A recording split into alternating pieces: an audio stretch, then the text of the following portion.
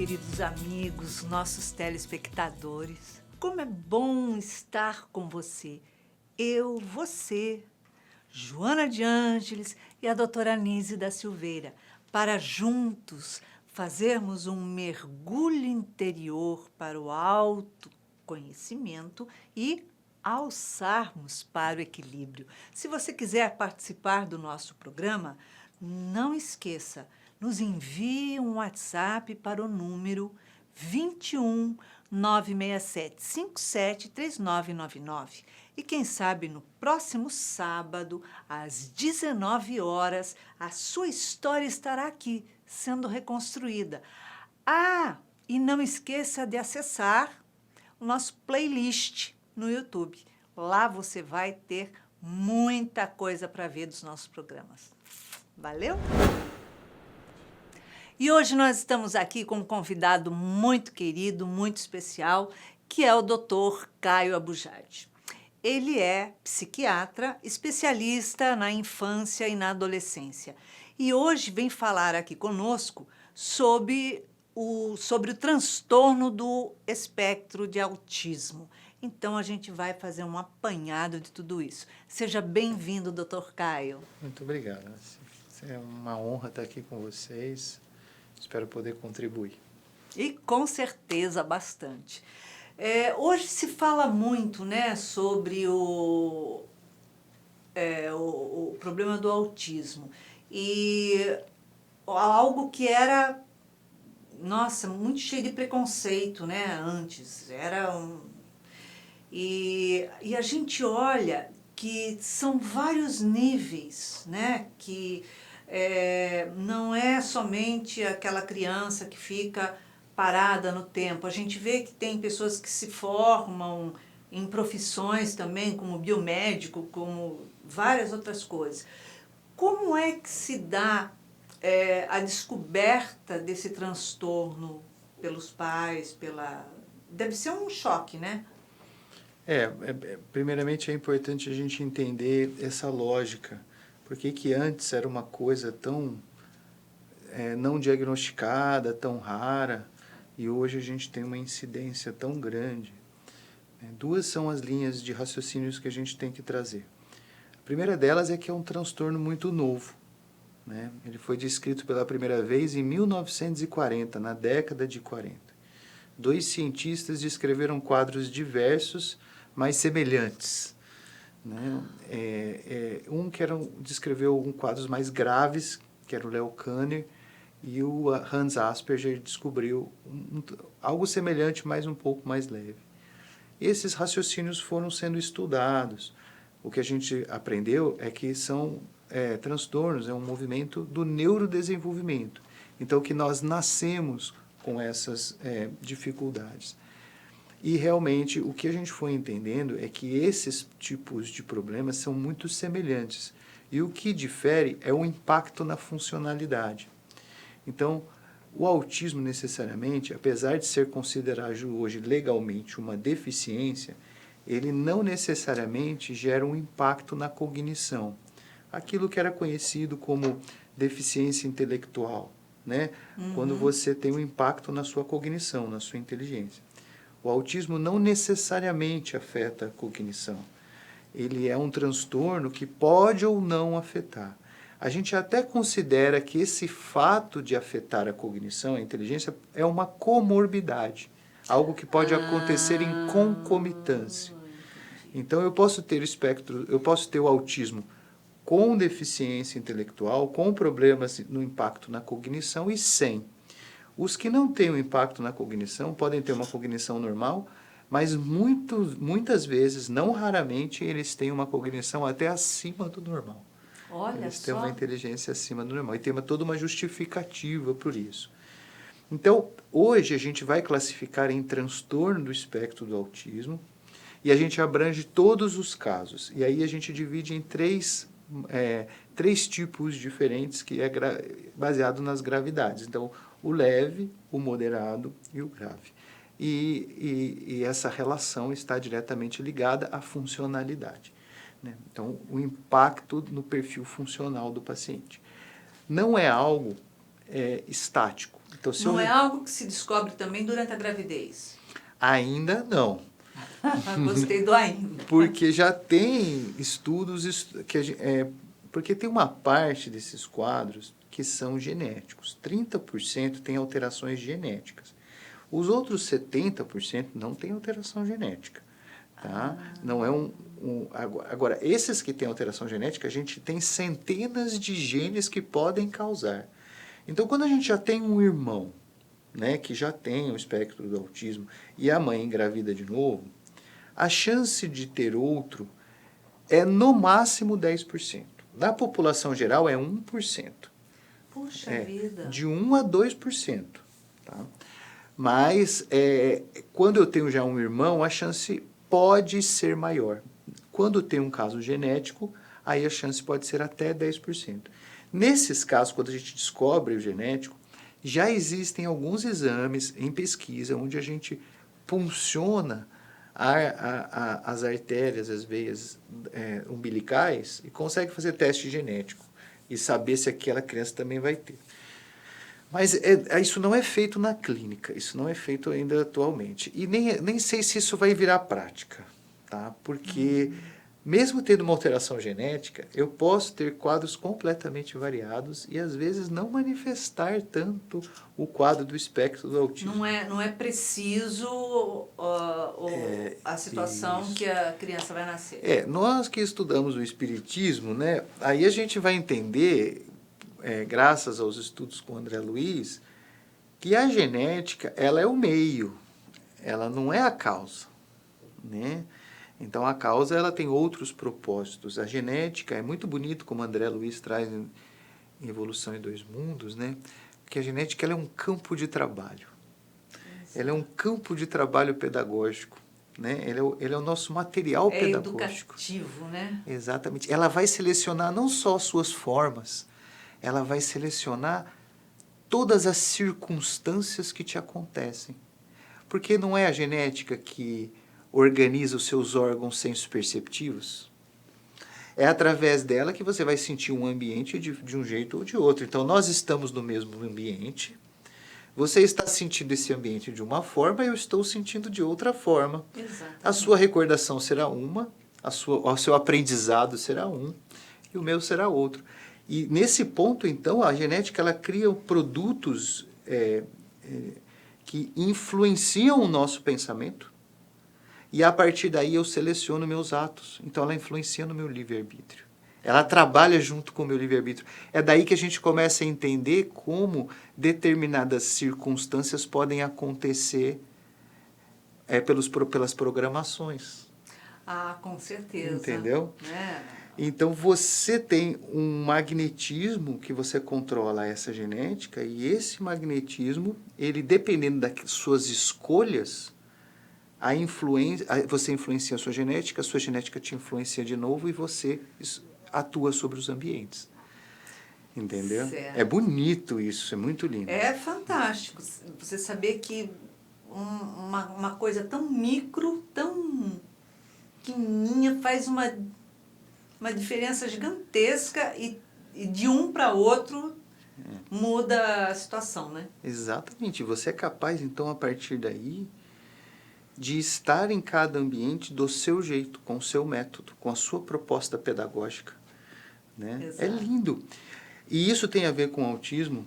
Por que tem a ver com autismo? Porque existe ali uma mente que administra essa genética, que toca todas as moléculas da cromatina, que é a genética, como se fosse um piano.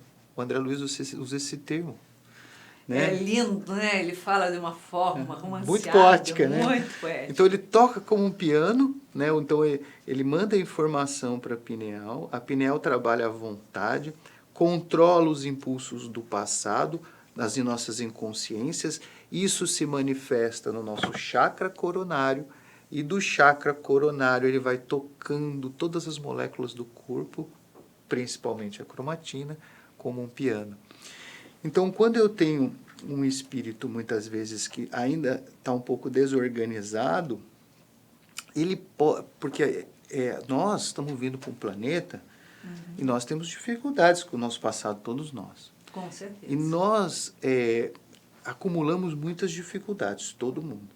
Então, nós estamos nascendo com níveis de organização diferentes. Nós temos um tabernáculo, não é isso que Paulo fala? Um tabernáculo divino para administrar. E ele é o nosso material, né, de trabalho. Isso. Então, esse material pedagógico que é o corpo está evoluindo. Ele está se tornando cada vez mais difícil de se administrar. Os nossos potenciais são cada vez maiores. Estão mais complexos, será que devido à quantidade de informações e emoções, sentimentos que acabam se conflitando?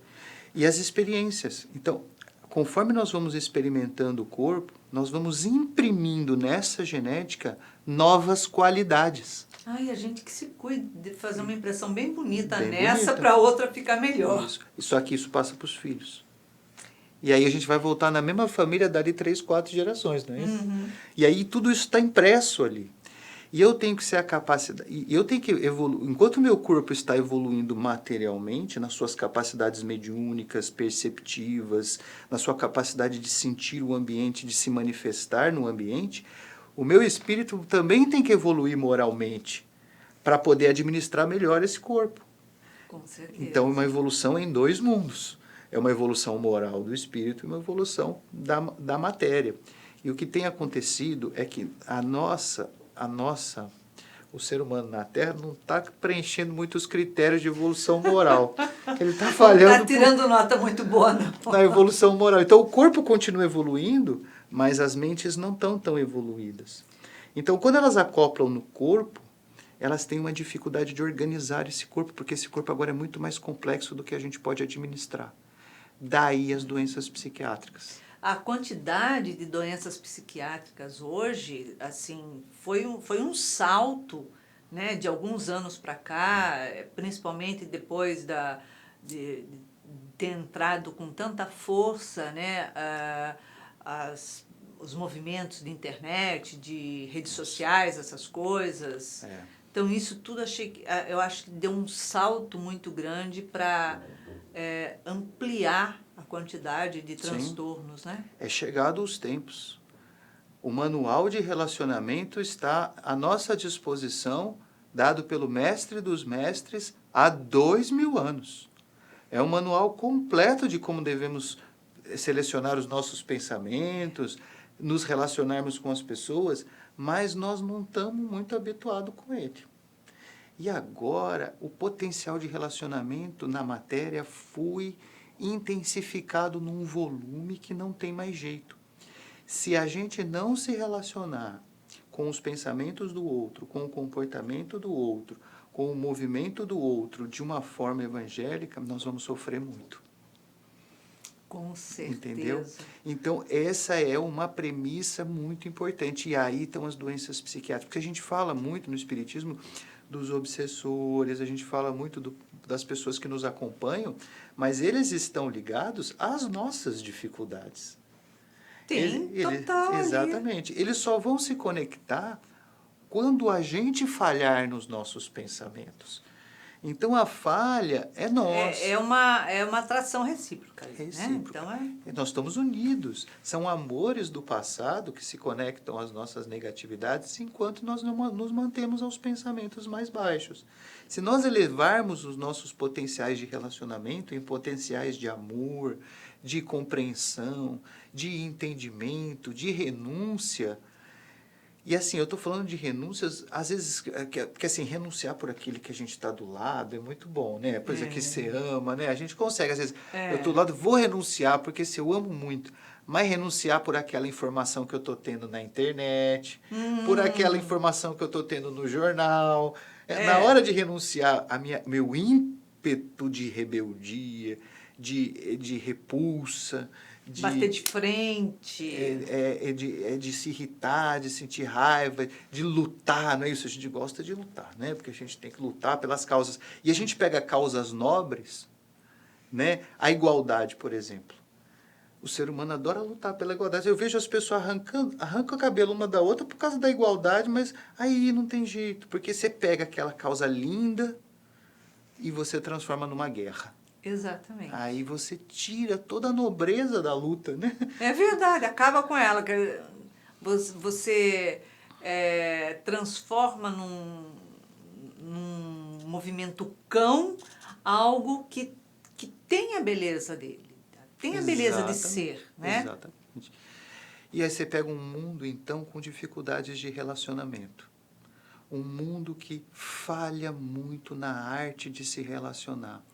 Olha que interessante. E aí inicia-se um transtorno, justamente na modernidade, no momento pós-guerra, que vai ser o autismo. Transição. E o autismo, a criança nasce com o quê? Dificuldade no cérebro social. Dificuldade em se organizar na senso-percepção do ambiente. Dificuldade nos relacionamentos com os pares.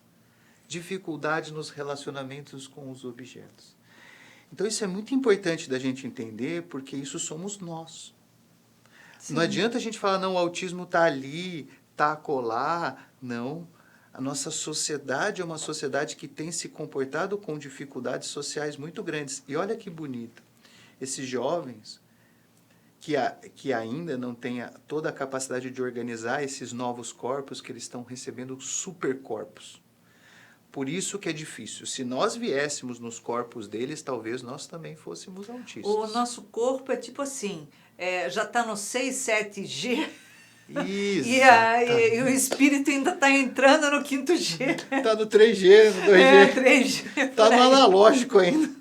É por aí. E esse que é o problema. Então, quando eu chego nesse potencial, por isso que quando eles melhoram clinicamente, eles se desenvolvem com altas habilidades. Porque eles já têm corpos prontos que precisam, na realidade, de um grande gestor. Então, quando você ensina eles a fazerem a gestão do corpo, eles já passam a desenvolver altas habilidades. Olha que bacana, né? Exatamente. Tem alguns casos que são erros genéticos, que vem uma proposta pedagógica de treinar habilidades dentro de um movimento de uma deficiência cognitiva, uma dificuldade cognitiva. É a minoria. Mas existem. E isso não é ruim, porque a gente fica pensando, não, o que essa pessoa fez, né? O espírito pensa assim, né? Eu fiz uma coisa, vou ter uma reação, né? Não tem nada com isso. É uma proposta. Estou pagando.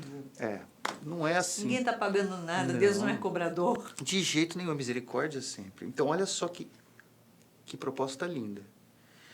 Eu vou ser treinado a me organizar num processo, organizar a minha mente num processo de dificuldade um pouco maior. Mas a sociedade que me cerca vai precisar se organizar mais ainda para me dar o suporte. Porque o projeto de cuidado das pessoas com espectro autismo envolve uma união comunitária. Olha só. Uma organização familiar perfeita. É uma criança que aquilo que faz mal para todas as crianças, para ela faz muito mal. Aquilo que é bom para uma pessoa, para ela é indispensável. Então, dormir cedo é bom para o autista, é indispensável. Se alimentar bem é bom para o autista, é indispensável. As pessoas manterem um clima saudável em casa é bom para o autista, é indispensável. Então, ele obriga a sociedade. E na escola, todo mundo tem que mudar para eles serem incluídos. Porque não pode ter barulho. As pessoas têm que cuidar uma das outras. Tem que ter educação, respeito. Exatamente. Então, eles se tornam como missionários, porque eles obrigam a gente a se transformar. Então, olha que proposta. Enquanto eles estão treinando a organizar um supercorpo, nós estamos treinando a organizar a sociedade. É muito interessante isso. Jesus não põe nada à toa, né? Não, nada de jeito acontece nenhum. Assim, com uma, não está punindo ninguém. Não, de jeito nenhum. Ele ensina educando. É uma educação. Educando. Essa é a beleza do processo. E por isso que o Brasil, que é o coração do mundo, pátria do Evangelho, está muito na frente.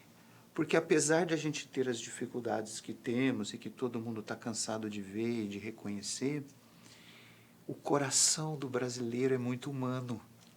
O coração do brasileiro, ele é sociável. É acolhedor, né? Ele acolhe. A gente pode estar adoecido, mas a gente se relaciona. É verdade. A gente E isso ainda é um pouco imaturo, é infantil, mas é humano. Entendeu?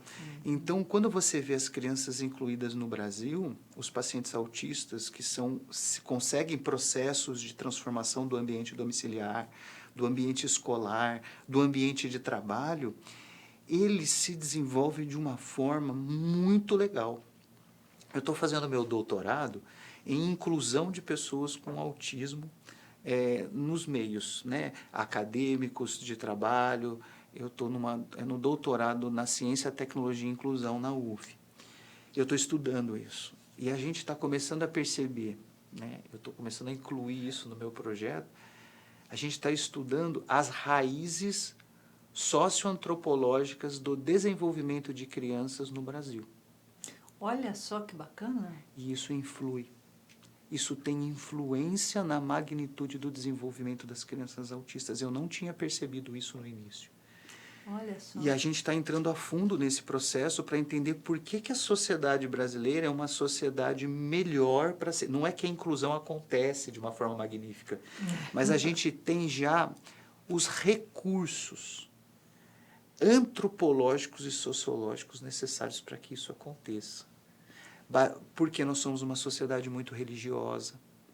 Nós somos, verdade, não é? Você vai pegar todas as religiões, assim, você vai no interiorzinho, todo mundo ali tem o seu altarzinho, a vovó reza com as crianças, não é isso? É isso não é mesmo, bonito isso? Isso não acontece no resto do mundo. Não é que as pessoas não são benevolentes, tem pessoas benevolentes no mundo inteiro, mas a gente tem um tempero afetivo muito bom. Diferente. Isso. Você olha outros países, tem um bloqueio, uma frieza, digamos, que fica pré-estabelecida já ali no ambiente, no relacionamento, né? Isso. Um formal mais frio, não sei. É diferente da mais gente. difícil entrar no coração. É. Porque quando a gente olha assim, por exemplo, eu estou olhando para você, né? Assim, a gente está um dentro do coração do outro. Você sente, né, esse fluxo energético que uma conversa, ela é gostosa, ela flui, às vezes lá fora você percebe que você tem que empurrar para entrar no coração. Exatamente, né? A pessoa está ali ouvindo, mas apática praticamente, né? E vai ser bom essa história, porque o Brasil agora está exportando gente, né? Tá todo mundo indo para Portugal, para Europa. A gente vai passar essa brasilidade para o mundo inteiro. Porque a gente precisa. Essa é a nossa missão. É verdade. Tá? Enquanto as pessoas estão muito preocupadas com a parte financeira, com a economia, com a política... Não é que isso seja ruim, né? Isso não, é necessário, porque faz parte do mundo de matéria. Isso. Né? Então... Mas tem uma coisa que a gente tem que ninguém olha. É que o pessoal lá de cima sabe que a gente é bom nisso. E a gente pode ir fazendo isso agora. A gente vai espalhar esse sentimento, esse acolhimento, esse calor humano, e a gente tem que se empolgar. O brasileiro, ele tem que parar com essa história de pessimismo. A gente tem que estar na esperança, a gente tem que estar na confiança, porque a gente caminha com Cristo. A gente está sempre... O caminho é único. Isso. É reto e é subida. Isso. Então, não tem... Isso. Não tem como escapar disso. Não dá para ficar com dúvida. É. A gente tem que parar de ficar se preocupando. Tem que organizar, tem que colocar as coisas em ordem, mas a gente não pode ter medo, ter dúvida. A gente tem que... A fé é essa confiança de que vai ser difícil, mas a gente caminha. A gente às vezes fica com dúvida, a gente fica com rancor, a gente fica com angústia, a gente não pode mais fazer isso. E isso no autismo é indispensável, porque você imagina o que você falou na primeira pergunta, tudo isso para responder a primeira pergunta. Você falou o pai e a mãe já entram em depressão logo no começo. Por quê? Porque eles esperavam um filho, esperavam um movimento, e de repente vem outro movimento, eles ficam chocados. Porque todo mundo fica naquela expectativa de estar recebendo um príncipezinho, uma princesinha. Quer dizer, já começa tudo errado, porque você já está incutindo ali naquele ser algo que não é real. Exatamente. Né? Isso que você está falando é muito importante, porque nós estamos vinculando os nossos filhos à perfeição. A gente pega os erros dos nossos filhos, joga embaixo embaixo do tapete. Os problemas, eles são perfeitos, e ai de quem não falar que são perfeitos. E ai se ele errar, porque ele não pode errar. Mal sabe a gente que a gente vai errar para o resto da eternidade, né? Pro resto da eternidade. Se a gente não errar, a gente também não aprende. Estamos a caminho da perfeição. E a gente só vai melhorar quando a gente fizer errado e falar, puxa, errei, agora eu vou fazer direito. Vou consertar e vou É reparar. experiência, né? Exatamente. Então, nossos filhos, como nós, somos espíritos milenares. E nós estamos nascendo para reconstruir todo o magnetismo evangélico que nós temos. Então, nós temos que usar o tempo com os nossos filhos. Nós temos que usar as experiências que temos. Nós temos que aprender com as dificuldades. Nós temos que nos relacionarmos. O movimento é outro. Então, os desafios vão aparecer. Se vai aparecer na hora que nasce, porque tem um transtorno do espectro do autismo, se vai aparecer na adolescência, na hora que ficar embrenhado no eletrônico, entrar nas redes sociais e tiver dificuldade de relacionamento, se tiver dificuldade na hora que tiver no adulto jovem e começar a sair para o mundo e ter dificuldades porque tem que se adaptar aos lugares, se vai ter dificuldade na hora que enfrentar as doenças psiquiátricas que todo mundo está tendo. Todos nós. Então, é hora das dificuldades, mas não para a gente ter um foco na dificuldade. É para a gente finalmente olhar as soluções. Exatamente, isso é muito importante, né? Eu falo assim, a gente precisa mudar a lente dos óculos que a gente está usando, porque a gente acostuma usar o óculos com a lente embaçada e você acha que o mundo é aquela nuvem toda, né? Continua e não é por aí, quer dizer, a pessoa não vê esperança, não vê coisa boa, não vê nada. Esse é Jesus. Esse é o grande ensinamento de Jesus. Eu lembro até isso. É Lucas, capítulo 11, 35 36. Ele fala assim: a candeia é o olho. Ilumina o olhar, né? Uhum. Ilumina o olhar. É a forma como você olha. Você ilumina a sua candeia. Se você olhar errado, sua candeia fica em treva. Se você olhar certo, você ilumina a sua candeia. Tudo é o olhar. É exatamente isso. Então, a lente, você vai focar em quê? É isso que ele falava. Então, problemas você vai encontrar. Então, tem a história do cachorro, né? Eles estão passando lá, o cachorro tá todo machucado, tá morto, né? Nossa, decomposição. Tá horrível, o cheiro. O cheiro. Aí Jesus olha, que dentes lindos o cachorro. Olha o dente. Que dentes lindos que ele tem. É conseguir enxergar o lado bom, é conseguir enxergar um salto evolutivo naquilo. Então, se você errou, puxa, que bacana, porque você foi lá, se esforçou, tentou fazer, deu o melhor de você. Então, Exatamente. e não a punição pelo erro. E por que a gente ganhou a inteligência tão apurada? Para reconhecer os nossos erros. Para reconhecer as nossas dificuldades. Agora, é para a gente se culpar? Se perder no mar infernal da angústia de querer ser perfeito? Ou é para a gente poder usar a inteligência para reconhecer e transformar o erro num acerto? Reparar as nossas dificuldades. Então, eu percebi que eu fiz algo de errado. O meu melhor trabalho vai ser recuperar, reparar, consertar, fazer de novo. Por que eu tenho um novo dia? Né? A gente, quando erra, a gente já sabe as maneiras que não dão certo, que não funcionam. Então, a gente tem que ter esse olhar. Não é o olhar de eu errei, punição e... Não, eu já sei quantas maneiras não dão certo. Exatamente. Estou encontrando a certa. E aí você vai chegar na família do espectro do autismo. Porque essa é uma família que vai ser evangelizada logo no início. Eu pego as famílias há 15 anos e eu vejo eles no comecinho e dali 10 anos. Muitos deles são ateus. Mas você vê como eles vão mudando todo o formato, porque eles estão tendo que usar a inteligência, eles não podem cair em pensamento, senão o filho não desenvolve. O amor da vida deles. Então eles começam a se transformar. Eles vão tendo que se colocar numa posição. Por isso que eu falo muito que nós temos que conviver com as famílias de autistas. Nós precisamos conviver com eles porque quem convive com eles se evangeliza. Quem ajuda eles se evangeliza. Muitas vezes as pessoas se distanciam, se afastam porque não querem essa realidade para próxima delas, mas elas estão se equivocando. Porque diz assim, ai não, eu não gosto de ver isso, ai eu tenho dó.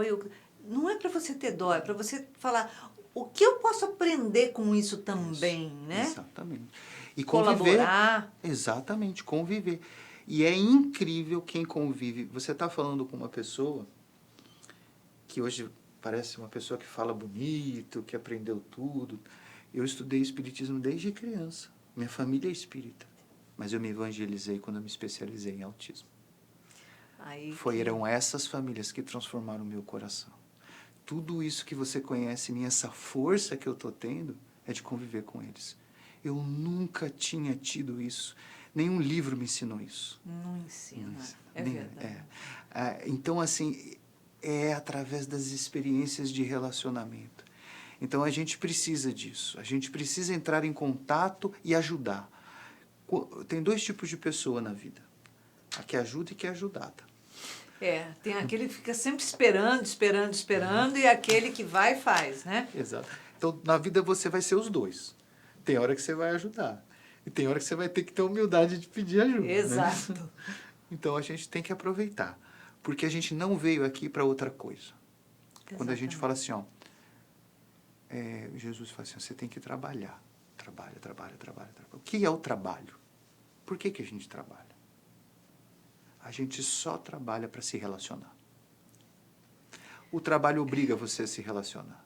É verdade. Aí você fala assim, não, mas eu sou radiologista, eu trabalho ali dentro de uma sala escura, eu não converso com ninguém. Não, você não tem que escrever um laudo para um paciente, você pode escrever de diferentes formas. Exatamente. Não é verdade?